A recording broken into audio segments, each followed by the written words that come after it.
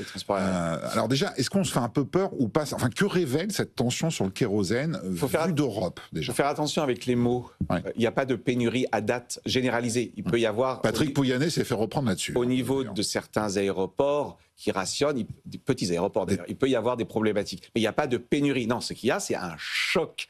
À nouveau, un choc sur. Alors là, c'est Roland Lescure qui se fait reprendre quand il a dit choc. C'est un choc sur les coûts. Le jet, il faut bien comprendre, vraiment en deux mots, c'est un marché très particulier. Le jet, c'est le nom technique du kérosène. Carburéacteur, il n'y a pas de substitut. C'est des raffineries designées pour cela. C'est un tout petit marché mondial en termes de production et c'est un tout petit marché en termes de commerce. En réalité, les pays produisent leurs jets souvent pour eux-mêmes. Donc déjà, il y a très peu de flux commerciaux, ce qui veut dire que dès que vous avez un détroit en l'espèce qui est bloqué, le prix flambe. Ce qui est normal puisque le marché est étroit, forcément les prix surréagissent. Le prix du jet a doublé. Ça s'appelle un choc de coût. Quand vous avez un prix qui double et que vous êtes une compagnie aérienne, quel que soit le type de compagnie, on pourra y revenir si vous voulez, low cost, pas low cost, le coût carburant c'est à peu près 25-30% avant la crise. Là on est à 45%. C'est votre premier coût d'exploitation. Alors il y a deux solutions. Soit vous faites des marges et vous absorbez. Soit vous ne faites pas de marge et vous n'absorbez pas. Or, il faut savoir que dans le transport aérien, contrairement à une idée quand même assez reçue, sauf quelques compagnies, dont Ryanair, qui a des marges, je le rappelle, à peu près de LVMH, de l'ordre de 15%, résultat net. Si vous laissez de côté quelques compagnies, c'est un secteur où les marges sont quasiment, peut-être pas nulles, mais 3%.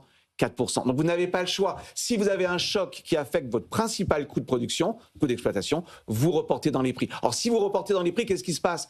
En particulier sur le court moyen courrier, la demande elle est élastique au prix. Et là on parlait de monsieur et madame Irma tout à l'heure. C'est pas monsieur ou madame Irma, c'est de la bonne vieille économie qui marche. C'est comme la demande. Là c'est le consommateur qui va parler. La demande est élastique. On est sur typiquement intra-Europe, c'est de la clientèle essentiellement qu'on appelle touristique ou affinitaire. Soit elle renonce à voyager, soit elle voyage moins loin, soit elle prend sa voiture, soit elle prend le train. Donc mettez-vous à la place d'une compagnie, typiquement low cost ou pas, qui fait de l'intra-Europe, Transavia.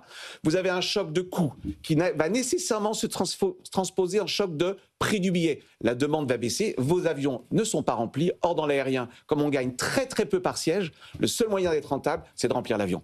Ce qu'on appelle le load factor, le taux de remplissage. Donc à la fin, que prédisent les compagnies aériennes sur certaines lignes? Ils savent que les vols ne seront pas rentables, donc ils préfèrent les annuler. Mais ils n'annulent pas parce qu'il manque de carburant. Ils annulent par rentabilité. Parce qu'ils savent que le load factor, ce qu'on appelle le load factor, sera en dessous de 85%. Si vous ne remplissez pas votre avion à 85%, au moins, vous n'êtes pas rentable. Donc vous voyez, c'est pas un choc dû au manque de kérosène, c'est qu'ils savent, et on le voit déjà, il y a des destinations complètement fermées. Qui bat aujourd'hui en Égypte?